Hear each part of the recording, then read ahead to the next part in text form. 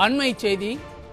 முதலமைச்சரின் காலை உணவு திட்டத்தின் பெயர் பெருந்தலைவர் காமராஜர் காலை உணவு திட்டம் என மாற்றப்பட்டிருப்பதாக தமிழ்நாடு அரசு அறிவித்திருக்கிறது. அதனை அண்மை செய்தியாக பார்த்து வருகிறோம். மேலும் 6 முதல் 8ஆம் வகுப்பு வரை பயிலும் மாணவர்களுக்கு காலை உணவு திட்டத்தை விரிவுபடுத்தியும் தமிழ்நாடு அரசு அரசாணையை பிறப்பித்திருக்கிறது.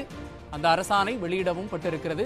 அதனை அண்மை செய்தியாக பார்த்துக் கொண்டிருக்கிறோம். முதலமைச்சர் விஜய் தலைமையில் நடைபெற்ற ஆலோசனை கூட்டத்தில் எடுக்கப்பட்ட முடிவின் அடிப்படையில் அரசாணையானது வெளியிடப்பட்டுள்ளதாக தகவல் வெளியாகியிருக்கிறது.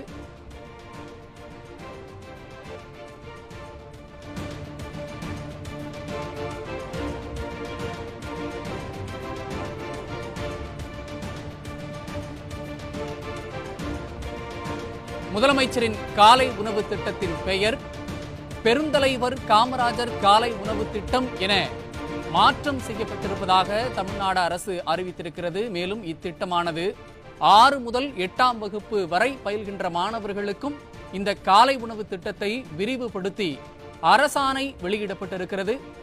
முதலமைச்சர் விஜய் தலைமையில் நடைபெற்ற ஆலோசனை கூட்டத்தில் இந்த முடிவு எடுக்கப்பட்டதன் அடிப்படையில் அரசாணையானது வெளியிடப்பட்டிருப்பதாக தகவல்கள் வெளியாகியிருக்கின்றன.